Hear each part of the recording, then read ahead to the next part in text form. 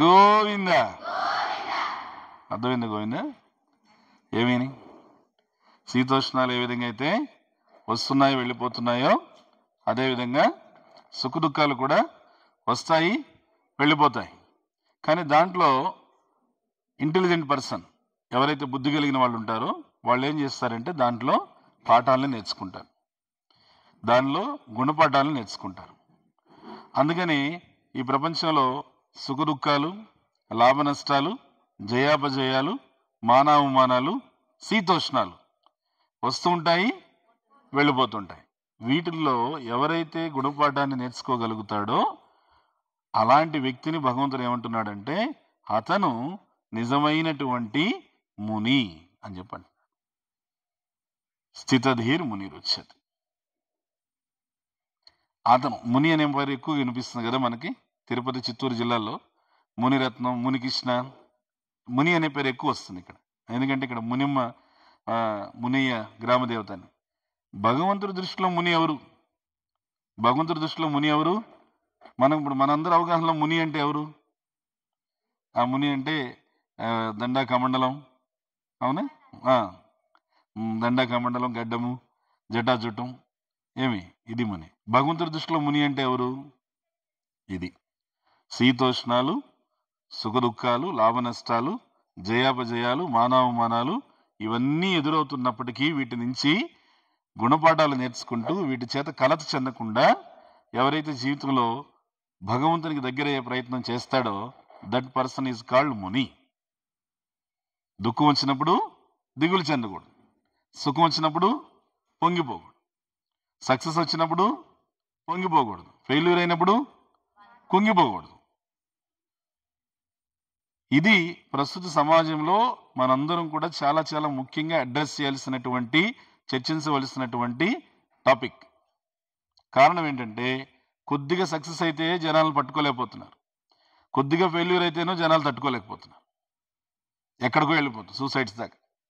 కారణం ఏంటి? ఈ రెండింటిని బ్యాలెన్స్ చేయడం అనేటువంటిది తెలియలేదు. ఈ రెండింటిని బ్యాలెన్స్ చేస్తూ జీవితాన్ని, ఈ మానవ జన్మ దేనికోసం అయితే వచ్చిందో విలువలతో కూడినటువంటి జీవితాన్ని గడుపుతూ ఆ విలువలను అందించేటువంటి వాసుదేవుడికి దగ్గర అవ్వాలనేటువంటి ఆలోచన ఎవరికైతే ఉంటుందో వాళ్ళు బ్యాలెన్స్గా వెళ్ళగలుగుతారు. అందుకని మన స్వామీజీ ఈ ఇస్కాన్ సంస్థని అమెరికాలో లాస్ ఏంజలీస్లో రిజిస్టర్ చేసేటప్పుడు అక్కడ మీరు అడిగారనమాట, స్వామీజీ మీరు ఎందుకు ఈ సంస్థను స్థాపిస్తున్నారు, ఈ ఆధ్యాత్మిక సంస్థను దేనికోసం మీరు స్థాపిస్తున్నారు, what is the reason? New York 22nd అవెన్యూలో ఫస్ట్ సంస్థ రిజిస్టర్ చేసేటప్పుడు అడిగారు. అడిగితే స్వామీజీ 7 పర్పసెస్ చెప్పారు ఈ ఇస్కాన్ సంస్థ దేనికి ఉందని. దాంట్లో ఫస్ట్ పర్పస్ ఏంటంటే ఇదే. ఫస్ట్ పర్పస్ ఏంటంటే to propagate the spiritual knowledge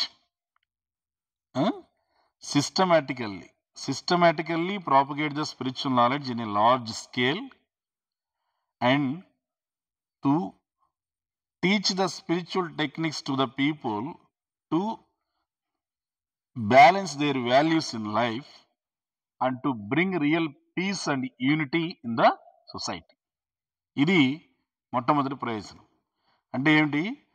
ఆధ్యాత్మిక జ్ఞానాన్ని ఒక క్రమ పద్ధతిలో సమాజంలో భారీ స్థాయిలో ప్రచారం చేయాలని, అలానే ప్రజల యొక్క విలువల్లో ఉన్నటువంటి వ్యత్యాసం, ఆ విలువల్లో ఉన్నటువంటి అసమానత, ఆ ఇంబ్యాలెన్స్ని వాళ్ళకి వాళ్ళే సమతుల్యం చేసుకునే విధంగా, బ్యాలెన్స్ చేసుకునే విధంగా ఆధ్యాత్మిక మెళకువలు, స్పిరిచువల్ టెక్నిక్స్ నేర్పించి సమాజంలో ప్రజలందరి మధ్య నీ కులం ఏంటి, నీ మతం ఏంటి, నీ జాతి ఏంటి, నీ ప్రాంతం ఏంటి అనేటువంటి టాపిక్ లేకుండా అందరి మధ్య కూడా రియల్ పీస్ అండ్ యూనిటీ, నిజమైన శాంతిని, సమైక్యతను తీసుకురావడానికి ఈ సంస్థ ఉద్దేశించబడింది అని చెప్పి ప్రభుపాదుల వారు చెప్పారు. అది విని ఆ మరుసటి రోజు పేపర్లలో అమెరికాలో అంతా ఇదే ప్రింట్ చేశారనమాట. ఇండియన్ స్వామీజీ ఈ అమెరికాలో ఒక స్పిరిచువల్ సొసైటీ, ఆధ్యాత్మిక సంస్థను స్థాపించారు. ఉద్దేశం ఏంటి అని అంటే సమాజంలో ప్రజలందరి మధ్య కోల్పోయిన విలువల్ని తిరిగి తీసుకురావడానికి, వాళ్ళకి ఆధ్యాత్మిక జ్ఞానాన్ని బోధిస్తూ నిజమైన శాంతిని సమైక్యతను తీసుకున్నాడు. మనం చూస్తున్నాం సమాజంలో అనేక రకాలుగా కులాల పేరుతో, మతాల పేరుతో, ప్రాంతాల పేరుతో విడిపోయేటువంటి చూస్తున్నాం. అదే మొట్టమొదటిసారి నేను ఈ ఇస్కాన్ సంస్థలోకి వచ్చినప్పుడు, ఇక్కడ ఇస్కాన్ సంస్థకి హెడ్ క్వార్టర్స్ ఉంది, ఇక్కడ మాయాపూర్ అని చెప్తుంటాను కదా, అక్కడ ఆ మాయాపూర్కి నేను 2002లో వెళ్ళాను. వెళ్ళినప్పుడు మొట్టమొదటిసారి అక్కడ మందిరంలో సన్నివేశం చూసి నేను షాక్ అయ్యాను అనమాట. ఎందుకంటే అక్కడ తెల్లవారు నల్లవారు, మామూలుగా అయితే తెల్లవారికి నల్లవారికి అసలు పడదు. అక్కడ తెల్లవారు నల్లవారు అంటే అమెరికన్స్, నీగ్రోస్ అందరూ కూడా చేయి కలిపి భగవన్నామ సంకీర్తన చేస్తూ అందరూ భగవంతుని ముందు గొంతెత్తి ఎంత ఆర్తిగా, ఎంత భక్తిభావంతో వాళ్ళు భగవన్నామ సంకీర్తన చేస్తూ గట్టిగా చెప్తున్నారు. ఎలా? హరే కృష్ణ హరే కృష్ణ కృష్ణ కృష్ణ హరే హరే హరే రామ హరే రామ రామ రామ హరే హరే. ఆ విధంగా చెప్తుంటే నాకు అప్పుడు అనిపించింది ఏమనంటే, స్వామీజీ ప్రభుపాదుల వారి పుస్తకాల్లో రాస్తుంటారు ఏమనంటే, నిజంగా భగవద్గీత అనేటువంటి గొడుగు కింద నిజమైనటువంటి రియల్ యునైటెడ్ నేషన్ మనం చూడొచ్చు అని చెప్తారు. నాకు అది కళ్ళారు అక్కడ కనిపించింది. ఎందుకంటే అక్కడ చైనా వాళ్ళు ఉన్నారు, రష్యన్స్ ఉన్నారు, అమెరికన్స్ ఉన్నారు, ఇప్పుడు మనం చెప్పుకునే ఉక్రెయిన్ వాళ్ళు ఉన్నారు, ఇజ్రాయిల్ వాళ్ళు ఉన్నారు, ఎస్, అలానే పాలస్తీనా వాళ్ళు ఉన్నారు, నీగ్రోస్ ఉన్నారు. కానీ అందరూ భగవంతుని యొక్క నామ సంకీర్తన చేస్తూ మనమంతా భగవంతుని యొక్క సేవకులము అనేటువంటి భగవద్గీత అవగాహనతో కలిసి ఉన్నారు. చూడండి, అలా ఆ మనుషుల మధ్య ఉన్నటువంటి తారతమ్యాల్ని, భేదభావాల్ని తొలగించి అందరినీ కూడా విజయం వైపు ప్రయాణింపజేసేటువంటి గొప్ప గ్రంథం ఏది? భగవద్గీత. అందుకని ఏం చెప్తారంటే, భగవద్గీత సారాంశాన్ని ఎవరైతే సక్రమంగా అర్థం చేసుకుంటారో వాళ్ళు ఒక సూత్రం అర్థం చేసుకుంటారంట. ఏమనంటే, వాళ్ళ లైఫ్లో ఫెయిల్యూర్ వస్తే, అపజయం వస్తే, ఈ అపజయాన్ని సవాలుగా తీసుకుంటారంట, నిరుత్సాహంగా తీసుకోరు, నేను ఓడిపోయాననే భావంతో తీసుకోరు. అలానే జీవితంలో విజయం వచ్చిందంటే ఆ విజయాన్ని భగవద్ అనుగ్రహంగా తీసుకుంటారు. ఆ విజయాన్ని నేను ఇది ఇంకా ఎన్నో ముందు కార్యాలు సాధించడానికి నేను వినయపరుచుకుంటూ నేను ఇంకా ముందుకు వెళ్ళడానికి ఇది ఒక అవకాశము అని తీసుకుంటాను. కానీ ఖచ్చితంగా ప్రతి వ్యక్తి యొక్క జీవితంలో జయము, అపజయము ఖచ్చితంగా వస్తాయి. వాటిని ఎలా తీసుకుంటారనే దాన్ని బట్టి వాళ్ళ రియల్ సక్సెస్ ఆధారపడి ఉంటుంది. లైఫ్ సక్సెస్ అవుతుందంటారు. ఆ లైఫ్ సక్సెస్ అనేటువంటిది జీవితంలో అనేక రకాల దశల్లో ఇవన్నీ మనకు ఉన్నాయి. అంటే పరీక్షలు ఇవన్నీ కూడా, అవునా? ఈ పరీక్షలు కాకుండా చాలా పరీక్షలు ఉంటాయి. ఆ పరీక్షలన్నింటిలో కూడా సక్సెస్, ఫెయిల్యూర్ అనేటువంటి ఆ రెండు పదాలని నీ లైఫ్లో ఎలా తీసుకుంటావు దానిని బట్టి నీ attitude, your attitude defines the real success. ఆ యాటిట్యూడ్ అనే మాట ఎలా ఉంటుందో ఉదాహరణ చెప్పుకుందాం. ఏం ఉదాహరణ అంటే, కురుక్షేత్ర యుద్ధం ప్రారంభం కావడానికి ముందుగా సహాయం అడగడానికి కృష్ణుడి దగ్గరికి అర్జునుడు వెళ్ళాడు. వెళ్ళినప్పుడు కృష్ణుడు నిద్రిస్తున్నాడు. మరి భగవంతుడు నిద్రపోతున్నాడు, అని విశ్రాంతి తీసుకుంటున్నారని చెప్పి ఆయన ఏం చేశాడంటే వెళ్ళి పాదాల దగ్గర కూర్చున్నాడు. ఆ పాదాల దగ్గర కూర్చున్నప్పుడు ఆయన గమనించాడు, అప్పటికే తలవైపున ఇంకొక ఆయన వచ్చున్నాడు, అటుపక్కన కూర్చొని ఉన్నాడు. ఎవరైనా? దుర్యోధనుడు. అతను ఈయనకన్నా ముందు వచ్చేసాడు. వచ్చి ఆయన విశ్రాంతి తీసుకున్నాడు కదా, లేచిన తర్వాత అడుగుదాంలే అని చెప్పేసి అటుపక్కన కూర్చున్నాడు. అర్జునుడేమో పాదాల దగ్గర కూర్చున్నాడు. యాటిట్యూడ్ అన్నాను కదా, ఎలా ఉందో చూడండి. దుర్యోధనుడేమో భగవంతుని యొక్క తలవైపు భాగంలో కూర్చున్నాడు, అర్జునుడేమో భగవంతుని పాద భాగం దగ్గర కూర్చున్నాడు. కాసేపటి తర్వాత భగవంతుడు నిద్రలేచాడు. లేవగానే ఎవరు కనిపించారు? అర్జునుడు కనిపించాడు. అర్జునుడు కనిపించగానే, ఏ అర్జున ఏంటి ఇలా వచ్చావు అని అన్నాడు. అని అంటే, రాబోయే కురుక్షేత్రానికి మీకు సహాయం అడగడానికి, ఈ యుద్ధ రంగంలో మీ యొక్క ఆశీర్వాదం, సహాయం అడగడానికి వచ్చాము అని చెప్పేసి అనగానే, సరేనని వెనక నుంచి నేను కూడా వచ్చాను అని చెప్పాను. ఎవరు? దుర్యోధనుడు. వెనక్కి తిరిగి చూస్తాడు కృష్ణుడు. దుర్యోధన, నువ్వు కూడా వచ్చావా?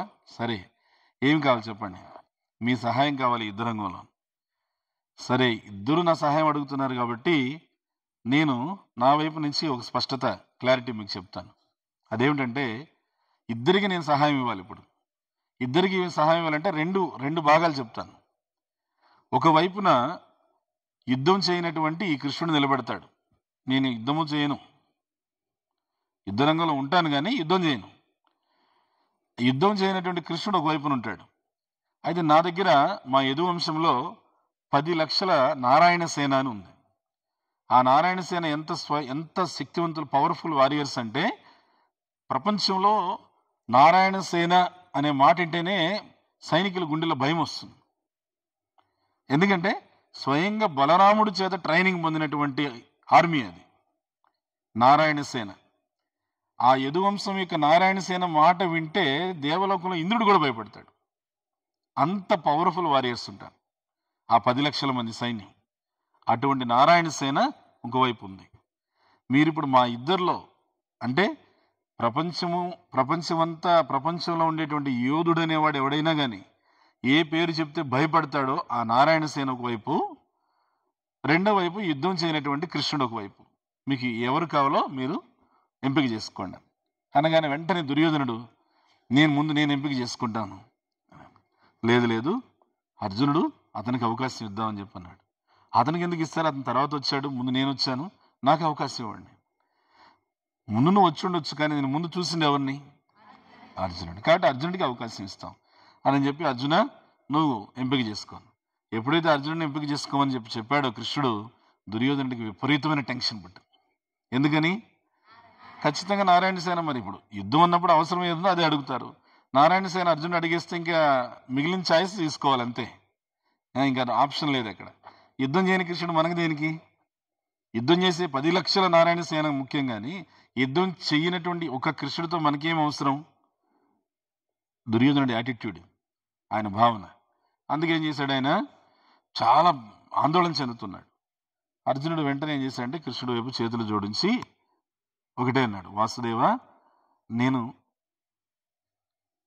నాకున్నటువంటి అవగాహనతో చెప్తున్నాను, యుద్ధంలో మీరు సహాయం చేసినా చేయకపోయినా పర్వాలేదు, మీరు మా వైపు ఉంటే చాలు. కాబట్టి మీరు మా వైపు ఉండండి, అదొక్కటే మేము కోరుకుంటున్నాము అని చెప్పాను. ఆ మాట అనగానే వెంటనే దుర్యోధనుడికి ఎంత సంతోషం అయిందంటే ఇంక ఇప్పుడు ఏం అడగక్కర్లే. ఇంకా ఇప్పుడు కృష్ణుడిని అర్జునుడు కోరుకున్నాడంటే ఇంకా మిగిలిన నారాయణ సేన ఎవరిది? దుర్యోధనుడిది. ఆటోమేటిక్, అది న్యాచురల్.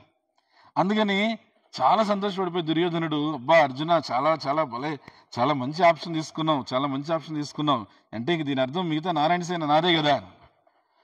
కృష్ణుడు అన్నాడు, దుర్యోధన కాస్త ఆగు, చిన్నవాళ్ళకి ఎప్పుడు కూడా తెలియకుండా కోరుకుంటే వాళ్ళకి ఇంకొక అవకాశం ఇవ్వాలి. కాబట్టి చిన్నవాడు కాబట్టి ఆయన ఇంకొకసారి అవకాశం ఇస్తాను నేను. అర్జున, ఇంకొకసారి ఆలోచన చేసి అడుగు. ఈయన యుద్ధం చేయను, ఆయుధం పట్టను, రెండూ లేదు. అలాంటి నేను నీకు అవసరమా, లేకపోతే 10 లక్షల నారాయణ సేన అవసరమా అనగానే దుర్యోధనుడికి మళ్ళీ టెన్షన్ స్టార్ట్ అయింది. అరే బాబు, మళ్ళీ అవకాశం అంటున్నాడు, మళ్ళీ ఈసారి ఆలోచన చేసి అర్జునుడు మళ్ళీ నారాయణ సేన అడిగితే ఏం పరిస్థితి అని అంటే, అర్జునుడు అన్నాడు, స్వామి, నేను ఇప్పుడు కూడా స్పష్టంగానే చెప్తున్నాను, మీరు నా వైపు ఉంటే చాలు. అప్పుడు కృష్ణుడు అన్నాడు, నేను మీ వైపు ఉండి ఆయుధం పట్టకుండా యుద్ధం చేయకుండా ఆ 10 లక్షల నారాయణ సైన్యం అటువైపు వెళ్ళి భయంకరమైనటువంటి యుద్ధం చేస్తే ఆ యుద్ధంలో మీరు ఓడిపోతారు. మీరు ఓడిపోతే ఉపయోగం ఏముంది? అదన్నా ఆలోచన చేసి నువ్వు తీసుకోవచ్చు కదా అని చెప్పాను. అనంటే అప్పుడు అర్జునుడు అన్నాడు, ఒకవేళ మీరు మా వైపున ఉండి మేము యుద్ధంలో కనుక ఓడిపోతే ఆ ఓటమి నేను సంతోషంగా స్వీకరిస్తాను అని చెప్పాను. ఓటమిని సంతోషంగా తీసుకుంటాను, ఓడిపోయినా పర్వాలేదు అని అనేసి ఆ మాట అనగానే కృష్ణుడు ఆశ్చర్యపోయాడు. ఇదేంటి, క్షత్రియుడు అనేవాడికి ఓడిపోవడం ఇష్టం ఉండదు జనరల్గా, బై నేచర్. క్షత్రియ స్పిరిట్ ఏంటంటే ఓడిపోవడం ఇష్టం ఉండదు, గెలవాలి, ఎప్పుడు గెలవాలి, అదే ఉంటుంది, ఫైటింగ్ స్పిరిట్ ఉంటుంది. అలాంటిది మీరు మా వైపు ఉండే ఓడిపోతే కూడా మాకు ఇష్టమే అని చెప్పన్నాడు. అనగానే కృష్ణుడు అట్లే చూస్తున్నాడు. మళ్ళీ అర్జునుడు ఒక మాట అన్నాడు, స్వామి, ఇంకొక చిన్న విషయం, ఒకవేళ మీరు అవతల పక్షంకి వెళ్ళిపోయి మా పక్షంలో లేరు, మీరు అవతల పక్షంలోకి వెళ్ళిపోయారు. మేము యుద్ధంలో గెలిచాం అనుకోండి, ఆ గెలిచినటువంటి విజయం, సక్సెస్, ఆ విజయం మాకు అక్కర్లేదు. క్షత్రియుడు ఇప్పుడు ఏం కోరుకుంటాడు? విజయం, గెలవాలని కోరుకుంటాడు. అర్జునుడు ఏం కోరుకుంటున్నాడు? కృష్ణుడు తోడు లేనటువంటి గెలుపు నాకు అక్కర్లేదు, కృష్ణుడు తోడు ఉండేటువంటి ఓటమైనా కూడా నాకు తీసుకోగలుగుతాను. ఎప్పుడైతే ఈ మాట అన్నాడు కదా, రెండో మాట, కృష్ణుడు లేనటువంటి గెలుపు నాకు అక్కర్లేదని ఎప్పుడైతే అన్నాడో, అప్పుడు కృష్ణుడు అన్నాడు, అర్జున, ఇప్పుడు ఈ క్షణం నేను నిర్ణయిస్తున్నాను, ఈ క్షణం నేను ప్రకటిస్తున్నాను, రాబోయే కురుక్షేత్రంలో విజయం మీదే అని చెప్పి అన్నాడు. యుద్ధం మొదలవలేదు, కానీ భగవంతుడు ఆయన డిసైడ్ చేసేసాడు. ఎందుకని? యాటిట్యూడ్. భగవంతుడు ఏం చూశాడు అక్కడ? దుర్యోధనుడి యొక్క భావన ఎలా ఉంది? భగవంతుడి నుంచి ఏం తీసుకున్నాము, భగవంతుడి నుంచి ఏం లాక్కుందాము.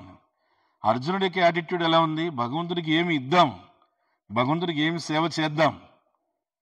ఎప్పుడైతే ఆ భగవంతుడికి సేవ చేయాలనేటువంటి భావన ఉందో, భగవంతుడు ఏం చేశాడు అతనికి? నీకు కావలసినటువంటివన్నీ కూడా నీకు నేను అడక్క ముందే ఇచ్చేస్తున్నాను. అర్జునుడు అడిగాడా? ఏమని? స్వామి రేపు యుద్ధం వస్తుంది, ఆ యుద్ధంలో చూడు కొద్దిగా, మా వైపు ఉన్నా కూడా మేము గెలిచేటట్టు చూడు కొద్దిగా అని అట్లా అడిగాడా? అడగలా. అర్జునుడి యొక్క యాటిట్యూడే భగవంతుడి నోటితో పలికేటట్టు చేసింది. రాబోయే కురుక్షేత్రంలో యుద్ధంలో విజయం మీదే అని భగవంతుడు ముందుగానే డిక్లేర్ చేసేశారు. అర్థమైందా? పరీక్షలు ఇంకా రాయలా, అప్పుడే రిజల్ట్స్ చెప్పేశారు. ఎలా ఉంటుంది కదా? ఆ విధంగా ఏంటంటే, ఎక్కడైతే స్పిరిచువల్ టచ్ ఉంటుందో, ఎక్కడైతే ఆధ్యాత్మిక జ్ఞానం ఉంటుందో, అలాంటి ప్రదేశంలో విజయం ఖచ్చితంగా ఉంటుంది. ఎలాంటి విజయం ఉంటుంది అని అంటే, అహంకారం లేనటువంటి విజయం ఉంటుంది, గర్వం కానటువంటి విజయం ఉంటుంది. ఎవరి పట్ల కూడా అంటే ఇది నేనే చేశాను, నా వల్లనే జరిగింది అనేటువంటి ఆ ఏమంటారు చూడండి, డూయర్షిప్, ఆ కర్తృత్వాన్ని ఆరోపించుకునేటువంటి భావన లేనటువంటి విజయం ఉంటుంది. ఇందాడు అన్నారనమాట భువనేశ్వరి మాత, ఇంత బాగా చేశారు మీరు అని అంటే, నేను కాదు, మా స్టాఫ్ అంతా కష్టపడితే ఇది వచ్చింది, నేను చేసింది కాదు అని చెప్పాను. నేను అప్పుడు వాళ్ళకి ఒక ఉదాహరణ చెప్పాను. ఏ ఉదాహరణ అంటే, అది అబ్దుల్ కలాం తెలుసు కదా మీకు. అబ్దుల్ కలాం ఆయన ఇస్రోలో ఉండి ఆయన శాస్త్రవేత్తగా పరిశోధన చేస్తున్నప్పుడు ఒక పెద్ద రాకెట్ పరిశోధన చేశారు. చాలా రాకెట్ అంటేనే కొన్ని 100 కోట్లు ఖర్చు అవుతాయి. అంత ఖర్చు అయ్యి ఆ రాకెట్ పరిశోధన చేసి దాన్ని అంతరిక్షంలోకి పంపించారు. పంపిస్తే అది అంతరిక్షంలోకి వెళ్ళిన తర్వాత ఏమైపోయిందంటే ఫెయిల్ అయిపోయి సముద్రంలో పడిపోయింది. అప్పుడు వెంటనే ఆయన ఉండేటువంటి చోటుకి అందరూ పత్రికా విలేకరులు అంతా మైకులు పట్టుకొని పరిగెత్తుకుంటూ వస్తారు కదా మామూలుగా ఏం జరిగినా. వాళ్ళు పరిగెత్తుకుంటూ మైకులు తీసుకొని వస్తున్నారు, అన్ని పేపర్ వాళ్ళు. అది చూసి శాస్త్రవేత్తలందరికీ భయం అయిపోయింది. ఎందుకు? ఇప్పుడు టీవీలో మేము మా ఇంట్లో వాళ్ళందరికీ కనిపిస్తాం, తలకాయ దించుకొని ఫెయిల్యూర్ అయినట్టు చెప్పాలి ఏమి అని చాలా నర్వస్ ఫీల్ అవుతున్నారు అందరూ, చాలా చాలా భయపడుతున్నారు. అబ్దుల్ కలాం వాళ్ళలో వాళ్ళు మాట్లాడుకుని చూసి అర్థం చేసుకుని వాళ్ళందరినీ లోపల హాల్లోకి తీసుకెళ్ళి మీరందరూ ఈ హాల్లో ఉండండి అని చెప్పేసి తను బయటకు వచ్చి గడిపెట్టేశాడు. ఎవరిని బయటికి రానిలా, ఒక్కరిని బయటికి రానిలా. ఈయన వెళ్ళి బయట హాల్లో కూర్చున్నాడు. బయట హాల్లో కూర్చుంటే వాళ్ళందరూ విలేకరులు అందరూ వచ్చారు. వచ్చిన తర్వాత వాళ్ళందరి ముందు అందరూ మైకులు పెట్టారు, అన్ని పేపర్ల వాళ్ళు, అన్ని టీవీల వాళ్ళు మైకులు పెట్టి అబ్దుల్ కలాం మాట్లాడారు.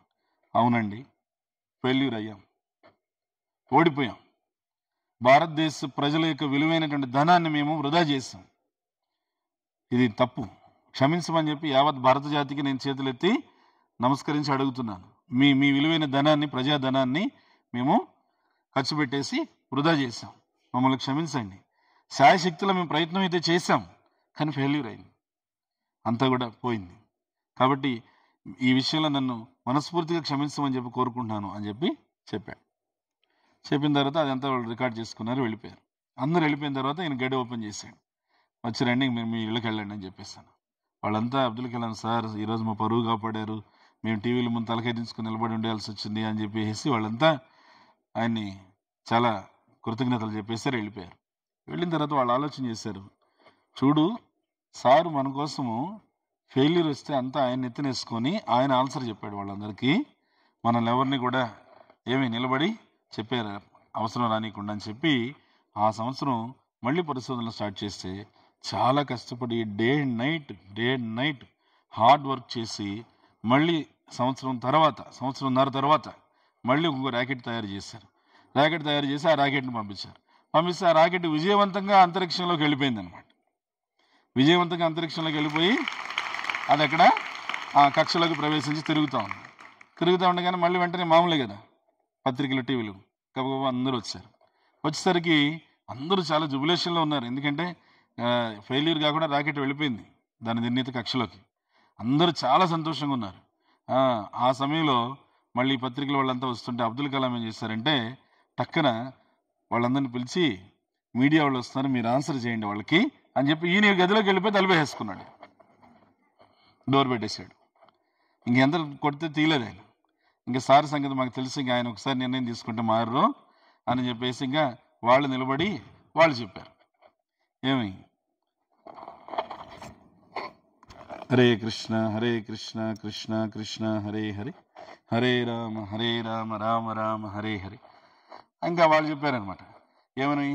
సంవత్సరం క్రితము మేము ఫెయిల్యూర్ అయ్యాము. అయితే ఏంటంటే మా సారు మమ్మల్ని అపజయం అయినప్పుడు మమ్మల్ని చూపించలేదు ప్రపంచానికి, కానీ ఎప్పుడైతే విజయం సాధించినప్పుడు మమ్మల్ని ప్రపంచానికి చూపించారు అని చెప్పేసి ఎంత సంతోషంతో వాళ్ళు అందరి ముందు చెప్పారనమాట. చెప్పిన తర్వాత అందరూ వెళ్ళిపోయిన తర్వాత వాళ్ళు వెళ్ళి డోర్ తీసి మళ్ళీ కొట్టి, సార్ అందరూ వెళ్ళిపోయారు, పత్రికల వాళ్ళంతా వెళ్ళిపోయారు అని అంటే అప్పుడు వచ్చాడు. వచ్చిన తర్వాత వాళ్ళు అడిగారు, సార్ మాకు తెలుసు ప్రపంచంలో ఎవరికైనా పేరు ప్రతిష్ట అంటే ఎంతో ఇష్టం ఉంటుంది. 10 మంది ముందు మంచిగా పొగిడించుకునేది ఎవరికి నచ్చదు? అందరి ముందు చప్పట్లు కొట్టించుకునేది ఎవరికి నచ్చదు? అవునా? అందరి ముందు సక్సెస్ అయ్యారు అని చెప్పి చెప్పించుకునేది ఎవరికి నచ్చదు? అందరికి నచ్చుతుంది. మరి అలాంటిది ఫెయిల్యూర్ అయినప్పుడు మమ్మల్ని వెనక్కి పెట్టేసి మీరు ముందుకు ఉంచుతున్నారు, సక్సెస్ వచ్చినప్పుడు మీరు వెనక్కి వెళ్ళిపోయి మమ్మల్ని ముందు ఉంచోబెట్టారు. ఇంత స్టామినా మీకు ఎలా వచ్చింది? ఆ ఈగో అనేది ఉంటుంది, దాన్ని ఆ అహంకార భావాన్ని పక్కన పెట్టి ఇంత వినయంగా ఇంత హంబుల్గా ఫెయిల్యూర్ అయినప్పుడు మీ మీద వేసుకున్నారు, సక్సెస్ అయినప్పుడు మా అందరికీ అది ఇచ్చి మీరు వెనక్కి వెళ్ళారు. ఇంత స్టామినా మీకు ఎక్కడి నుంచి వచ్చింది, ఎలా మీరు పొందగలిగారు అని చెప్పి అడిగితే అప్పుడు అబ్దుల్ కలాం ఏం చేశారంటే లోపలికి వెళ్ళి డెస్క్లోంచి ఒక పుస్తకం తీసి, ఈ పుస్తకం రోజు నేను చదువుతూ ఉండడం వల్ల నాకు ఇంత మనోధైర్యం, ఇంత ఆత్మస్థైర్యం నాకు లభించింది అని చెప్పారు. ఏ బుక్ అది? ఏ బుక్? ఏ పుస్తకం? ఇలా ఒకరు కాదు, ఇద్దరు కాదు, కొన్ని వందల మందికి, వేల మందికి, లక్షల మందికి భగవద్గీత స్ఫూర్తినిచ్చింది అనమాట. అలాంటి స్ఫూర్తినిచ్చినటువంటి భగవద్గీత మనకేం చెప్తుందంటే, attaining the success is not real success. బాగా, attaining the success is not real success. Always trying for the success amidst of all circumstances. ఇంకా చెప్పాలంటే amidst of all provoking situations, that is real success అని చెప్పంటారు. అంటే attaining the success is not real success. ఏదో ఒక చిన్న విజయం సాధించామనంటే అది విజయం కాదు. మరేది? Always trying for the success, ఎల్లప్పుడూ విజయం కోసం ప్రయత్నించేది. ఎలా? Amidst of all provoking situations, అన్ని విధాలైనటువంటి భావోద్రేక భరితమైనటువంటి సన్నివేశాల మధ్య, అంటే అన్ని విధాలైనటువంటి సుఖదుఖాలు, లాభ నష్టాలు, జయాపజయాలు, వీటన్నిటి మధ్య ఎవరైతే ఎప్పుడూ విజయం కోసం ప్రయత్నిస్తూ ఉంటారు చూడండి, ఆ విజయం కోసం ప్రయత్నించేటువంటి యాటిట్యూడ్ ఉందే, అది రియల్ సక్సెస్. అర్థమైందా? అందుకే నేను దాని నుంచి యాటిట్యూడ్ అని చెప్తున్నాను. అర్జునుడి యొక్క యాటిట్యూడ్ ఏమిటి? ఎప్పుడు భగవంతుడిని ఎట్లా ప్లీజ్ చేయాలి, కృష్ణుడిని ఎట్లా ప్లీజ్ చేయాలి, కృష్ణుడు చెప్పినట్లుగా ఎట్లా నడుచుకోవాలి. కృష్ణుడు ఏం చెప్పాడు? మయ్యర్పిత మనోబుద్ధి మాం అనుస్మర యుద్ధచ. అర్జున, నీ మనస్సు బుద్ధి నాకు అర్పించు, నేను చెప్పినట్టుగా నువ్వు యుద్ధం చేయి. నీ క్షత్రియుడిగా నీ ధర్మం యుద్ధం చేయడం. కానీ ఎలా చేయాలి? నీ మనస్సు బుద్ధి నాకు అర్పించి. ఎందుకు అక్కడ భగవంతుడు ఆ మాట చెప్తున్నాడంటే, మన మనస్సు బుద్ధి ఎప్పుడైతే భగవంతునికి అర్పిస్తామో ఆ మనస్సుకి ఆ బుద్ధికి విచక్షణ జ్ఞానం అనేది పెరుగుతుంది. Discriminating power. What is right, what is wrong, ఏది మంచిది, ఏది చెడ్డది, ఏది ఉన్నతమైనది, ఏది అధమైనది, what is right path, what is wrong path.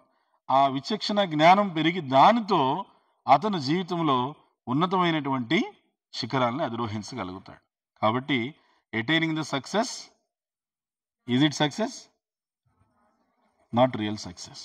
Attaining the success is not real success. Always trying for the success amidst of all provoking situations, that is real success. So అందువల్ల అర్జునుడిని అప్పుడు భగవంతుడు ఆయనకి ఏం పేరు ఇచ్చాడు తెలుసా? భగవంతుడు అర్జునుడికి విజయుడు అని చెప్పి పేరు ఇచ్చాడు. ఏమిటి?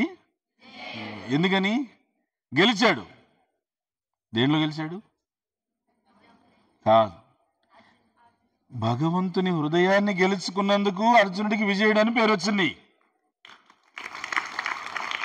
యుద్ధంలో గెలిచినందుకు కాదు. యుద్ధంలో ఆయన గెలిచినందుకు ఆయనకు విజయుడు అని పేరు కాదు. అది వన్ ఆఫ్ ద మీనింగ్. విజయుడు అని అంటే ఎల్లప్పుడూ ఆయన యుద్ధంలో విజయం సాధించేవాడని. ఆచార్యులు ఏం చెప్తున్నారంటే, ఎందుకు అర్జునుడికి ఆ విజయుడు అనే పేరు అంత గొప్పగా సార్థకమైందంటే, ఆయన దాన్ని ఏదేదో యుద్ధాన్నో లేకపోతే ఇంకొక రాజ్యాన్నో లేకపోతే ఇంకొక గ్రామాన్నో లేకపోతే ఇంకొక అధికారాన్నో గెలవడం కాదు, భగవంతుడి హృదయాన్నే గెలుచుకున్నాడు ఆయన. ఇంకా భగవంతుడి హృదయాన్ని గెలుచుకుంటే ఇంకేముంది? చెప్తూ ఉంటాను కదా నేను, వడ్డించేవాడు మనవాడైతే ఎక్కడ కూర్చున్నా పర్వాలేదు, ఐటమ్స్ అన్నీ వస్తాయి. అంతేనా? కాలేజీకైనా వస్తుంది రాజభోగ ప్రసాదం. ఎందుకు? వడ్డించేవాడు మనవాడు కాబట్టి, మనం గుడికి రాకపోయినా. అట్లా భగవంతుడు ఆయన యొక్క ఆశ్రయం మనకు ఉన్నది అని అంటే, ఈ భూమండలం మీద ఎక్కడ ఉన్నా కానీ భగవద్ రక్షణ మనకి ఉంటుందన్నమాట. అందుకని ప్రత్యేకించి కలియుగంలో మనకి 2 things వెరీ ఇంపార్టెంట్. ఒకటి, భగవంతుని యొక్క రక్షణ మనకు కావాలి ఎప్పుడు కూడా. రెండవది, శాస్త్రం యొక్క జ్ఞానం ఎప్పుడు ఉండాలి. శాస్త్రం యొక్క జ్ఞానం ఉంటే మీ సొంత ప్రయత్నాలకు బలంగా చేస్తారు. గాలిలో దీపం పెట్టి దేవుడా నీ మహిమ అనకుండా మీ ప్రయత్నాలు బలంగా చేస్తారు. అలానే భగవంతుని యొక్క రక్షణ మనకుంటే ఆ భగవంతుని యొక్క రక్షణలో ఎప్పుడు కూడా ఎలాంటి కలియుగం ఉంటేనే మీకు తెలుసు, అట్లా రోడ్డు మీదకి వెళ్తే ఎప్పుడు ఏం ప్రమాదం జరుగుతుందో తెలియదు, మనం చూస్తుంటాం రోజు పేపర్. అలాంటి పరిస్థితుల్లో కూడా భగవంతుని యొక్క ఆశీర్వాదం చేత భక్తుడు ఎప్పుడు రక్షించబడుతుంటాడు. అందుకని ఈ కలియుగంలో భగవంతుని యొక్క రక్షణ పొందడానికి చాలా వెరీ వెరీ సింపుల్, వెరీ సరళమైనటువంటి ఒక సింపుల్ మెథడ్ ఏంటంటే భగవన్నామాన్ని జపం చేయడం, భగవన్నామాన్ని సంకీర్తన చేయడం. ఆ భగవన్నామాన్ని జపం చేసి సంకీర్తన చేస్తే వాళ్ళకి ఎప్పుడు భగవంతుని యొక్క రక్షణ ఉండే ఉంటుంది. ఎలాంటి పరిస్థితి అయినా కానీ వాళ్ళకి రక్షణ ఉంటుందన్నమాట. అన్నమాచారి చెప్తారు, ఆది మూలమీ మాకు అంగరక్ష, ఆది మూలమీ మాకు అంగరక్ష, శ్రీదేవుడే మాకు జీవరక్ష, మాకు అంగరక్ష, మాకు జీవరక్ష, మాకు సర్వరక్ష. ఆ కీర్తనలో చెప్తారు, భగవంతుడి యొక్క ప్రొటెక్షన్ ఎప్పుడైతే మనం నమ్ముకొని ఉంటామో ప్రహ్లాదుల్లాగా ఎలాంటి సందర్భాల్లో కూడా మనం కలచెందాం, డిస్టర్బ్గా. మీరు చూడొచ్చు బయట పరిస్థితులు ఎలా ఉందంటే, ఇది మీకు చాలా ఇంపార్టెంట్. నేను ఎందుకంటే స్టూడెంట్స్ దగ్గర బాగా నేను పరిశీలించి చెప్తున్నాను. మనం అందరం ఏమనుకుంటామంటే, ఎప్పుడన్నా ఫెయిల్యూర్ వస్తే డిస్టర్బ్ అవుతాము అని అనుకుంటాం, సక్సెస్ వస్తే కూడా డిస్టర్బ్ అవుతాం. ఫెయిల్యూర్ అయితే డిస్టర్బ్ అవుతారు అనేటువంటి విషయం ఇది అందరూ ఒప్పుకుంటారు. ఒప్పుకుంటారా? ఒప్పుకుంటారా? ఎంతమంది ఒప్పుకుంటారు ఫెయిల్యూర్ అయితే అందరూ డిస్టర్బ్ అవుతాము? ఎవరైనా కానీ. సక్సెస్ వస్తే కూడా డిస్టర్బ్ అవుతాం, ఇది ఎంతమంది ఒప్పుకుంటారు? ఇప్పుడు వింటున్నారు కాబట్టి ఒక ఆలోచన. ఓకే, జనరల్గా మనం ఒప్పుకోం. సక్సెస్ వస్తే ఎందుకు డిస్టర్బ్ అవుతామండి, చాలా హ్యాపీగా ఉంటాం. సక్సెస్ వస్తే ఎందుకు ఫెయిల్యూర్? సక్సెస్ వస్తే అహంకారం చేత డిస్టర్బ్ అవుతాం. ఆ అహంకారం చేత కలత చెంది దాని నుండి అన్ని విధాలైనటువంటి నెగిటివ్ థింగ్స్ అంతా కూడా థింకింగ్ మొదలు పెడతాం. దానివల్ల తర్వాత రావాల్సిన సక్సెస్ అంతా నిలిచిపోతుంది. కంప్లీట్ తర్వాత రావాల్సిన సక్సెస్ అంతా నిలిచిపోతుంది. నేను ఒక ఎగ్జాంపుల్, నేను ఈసెట్ రాసినప్పుడు నాతో పాటు ఇంజనీరింగ్ ఎంట్రన్స్ నాతో పాటు మా వాళ్ళందరూ రాస్తే 500, 300, 400, 600 అట్లా ర్యాంక్స్ వచ్చాయి అందరికీ. నాకు 179 ర్యాంక్ వచ్చింది. 179 ర్యాంక్ వచ్చినప్పుడు నేను అందరూ కూడా అబ్బా ఆయనకు 179 ర్యాంక్ వచ్చిందని చెప్పేసి చాలా. నాతో పాటు ఇంకొక అతను ఉన్నాడు, అతనికి 53 వచ్చింది. 53 అనగానే మీరు ఇంకా ఆలోచన చేయొచ్చు, మంచి ఆర్ఈసీ వరంగల్ ఎక్కడికి వెళ్ళాలంటే అక్కడ వస్తుంది సీటు. అప్పుడు ఏమైంది, అట్లా రాగానే నన్ను అందరూ అడుగుతూ వచ్చారు, బట్ నిజంగా అంత మంచి ర్యాంక్ ఎలా వచ్చిందని. నేను జేబులో భగవద్గీత పెట్టుకొని రెడీగా ఉన్నాను. అడిగిన వాళ్ళందరికీ భగవద్గీత చూపించడం. ఈ భగవద్గీత నేను ఫాలో అయ్యాను, నా టైం వేస్ట్ కాలేదు, నా ఎనర్జీ వేస్ట్ కాలేదు, నాకు మంచి ర్యాంక్ వచ్చింది. అతన్ని అందరూ అడిగారు, ఈ 53 ర్యాంక్ ఎలా వచ్చింది అని. అంటే నా సొంత తెలివితేటలతో నేను కష్టపడి చదివాను, నాకు 53 ర్యాంక్ వచ్చింది. మా ఇద్దరి దగ్గరికి వచ్చి అందరూ అభినందిస్తున్నారు. నా ఆన్సర్ ఇది, తన ఆన్సర్ అది అయింది. తర్వాత కాలేజీలో జాయిన్ అయిన తర్వాత క్రమేపీ ఏమైంది, అతను నా వల్ల నేను ఎంతో గొప్పగా చదివాను, గొప్పగా ర్యాంక్ తెచ్చుకున్నాను అనేటువంటి ఆలోచన భావన వల్ల అతనికి తెలియకుండానే అతనిలో అహంకారం ప్రవేశించి, ఆ అహంకారంతో నేను ఎలా చదివినా కూడా నాకు మంచిగానే వస్తుంది అనేటువంటి ఒక ఆలోచనలో ఉండిపోయి క్రమేపీ ఏమైందంటే బ్యాడ్ హ్యాబిట్స్కి అలవాటైపోయి పూర్తిగా అతను ఫస్ట్ ఇయర్ అట్లా ముందుకెళ్ళాడు. సెకండ్ ఇయర్లో అతను బ్యాడ్ హ్యాబిట్స్ వల్ల డీటైన్ అయిపోయాడు, అటెండెన్సే సరిపోలేదు. చూడండి, అది చెప్పింది, attaining the success is not real success, always trying for the success amidst of all provoking situations is called real success. ఎప్పుడైతే సక్సెస్ వచ్చినప్పుడు వినయంగా భగవద్ అనుగ్రహంతో ఇది నేను సాధించాను అంటామో, మళ్ళీ ఆ విజయం కోసం మనం ప్రయత్నించే శక్తి మన దగ్గర ఉంటుంది.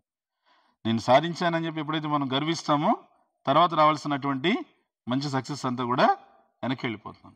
సో అందుకని భగవంతుడికి ఇష్టం లేనటువంటి ఒక గుణం ఏంటంటే ప్రైడ్, గర్వం. భగవంతుడికి ఇష్టమైన గుణం ఏంటంటే హ్యూమిలిటీ, వినయం. అర్థమైంది. మొన్న ఇక్కడ పౌర్ణమికి తుంబురు తీర్థం జరిగింది, మీకు తెలుసు, చాలా మంది వెళ్ళారు కొండ మీద. ఆ తుంబురు తీర్థం ఎందుకు జరిగింది, తుంబురుడు అనే ఆయన నారద మునికి ఫ్రెండ్. వీళ్ళందరూ డ్యూటీ ఏంటంటే భగవంతుని నామ సంకీర్తన చేసి ఇట్లా అందరికీ బోధించడం.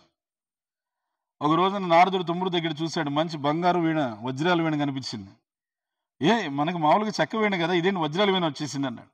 తుంబురుడు అన్నాడు, నేను ప్రాచీన బరిహ అనే రాజుని కీర్తించేసరికి ఆయన నాకు వజ్రాలు వేణిచ్చాడు.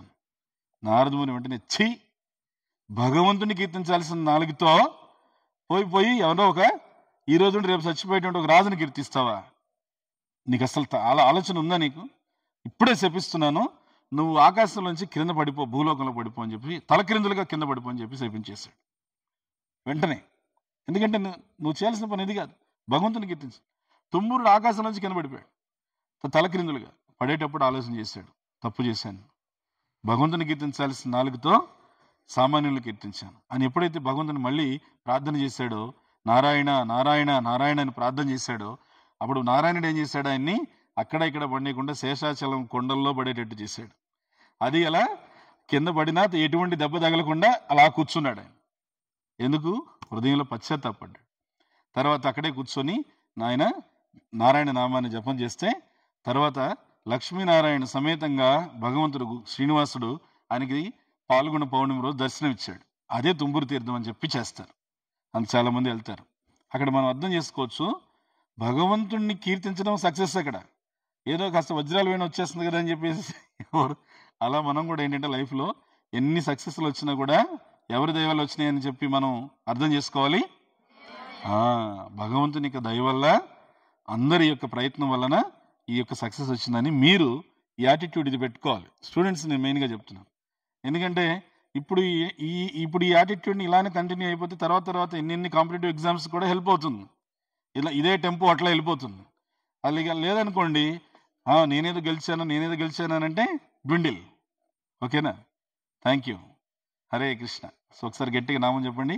హరే కృష్ణ హరే కృష్ణ కృష్ణ కృష్ణ హరే హరే హరే రామ హరే రామ రామ రామ హరే హరే. ఇప్పుడు మీరు సాధించిన విజయంలో ఒక ముఖ్యమైన భాగం మీ తల్లిదండ్రులు. అంగీకరిస్తారా? వాళ్ళకి భగవద్ అనుగ్రహం అందాలని చెప్పి గట్టిగా ఒకసారి నామం చెప్పండి. హరే కృష్ణ హరే కృష్ణ కృష్ణ కృష్ణ హరే హరే హరే రామ హరే రామ రామ రామ హరే హరే. అలానే మీరు సాధించినటువంటి ఈ విజయంలో ఈ పద్మావతి జూనియర్ కళాశాలని ఇంత చక్కగా విజయ పథంలో ముందుకు నడిపిస్తున్నటువంటి భువనేశ్వరి మాతాజీ, ఆ ప్రిన్సిపల్ గారి ఆధ్వర్యంలో ఉన్నటువంటి సిబ్బంది, వీళ్ళందరూ కూడా ఇందులో కారణమై ఉన్నారు. అవునా కదా? వీళ్ళకి భగవంతుని అనుగ్రహం సంపూర్ణంగా అందాలి అని చెప్పేసి ఇంకొకసారి ప్రార్థన చేద్దాం. హరే కృష్ణ హరే కృష్ణ కృష్ణ కృష్ణ హరే హరే హరే రామ హరే రామ రామ రామ హరే హరే. గోవింద గోవింద గోవింద. ఎందుకు చెప్తున్నానంటే ఇలాంటి ప్రయత్నాలు లేదా ఈ రకమైన కార్యక్రమాలు చేసేది అరుదన్నమాట. మీరు చూసే ఉంటారు. ఇక్కడ ఎప్పుడు మనకి ఒక బోర్డు ఉండేది. ఏం బోర్డు? గీతా జయంతి శ్లోకం బోర్డు. అవునా? ఏం శ్లోకం అది? యత్ర యోగీశ్వర కృష్ణో యత్ర పార్థో ధనుర్ధరః తత్ర శ్రీర్ విజయో భూతి ధ్రువ నీతిర్మతిర్మమ. అర్థం ఏంటి? యోగీశ్వరుడైన కృష్ణుడు, ధనుద్వారైన అర్జునుడు ఎక్కడ ఉంటారు మీన్స్ భగవద్గీత ఎక్కడైతే ఉంటుందో కాదు, చదవబడుతూ ఉంటుందో. Don't mistake. ఉంటుందని చెప్పి కొద్దిమంది భగవద్గీత తీసుకెళ్ళి చక్కగా పసుపు కుంకుమ పెట్టేసి అలమరాలో పెట్టేస్తారు. భగవద్గీత ఎక్కడైతే ఉంటుందో కాదు, ఎక్కడైతే చదవబడుతూ ఉంటుందో. అండర్స్టాండ్? అక్కడ 4 విషయాలు ఖచ్చితంగా ఉంటాయి. ఏమిటవి? సంపద, విజయము, అసాధారణ శక్తి, నీతి ఖచ్చితంగా ఉంటాయి. కాబట్టి ఈ 4 విషయాలు జీవితంలో అందరికి కావాలి. కావాలా వద్దా? కావాలంటే ఏమి రావాలి? కావాలి విజయం, రావాలి భగవద్గీత. ఓకే? భగవద్గీతకి శ్రీ శ్రీ రాధా గోవింద భగవానికి, శ్రీల ప్రభుపాదికి, గీతాయి గౌర్ ప్రేమనందే హరి హరి. ఇది ఇంకా అలవాటు కాల, చేస్తాం అలవాటు. ఓకే? హరి కృష్ణ.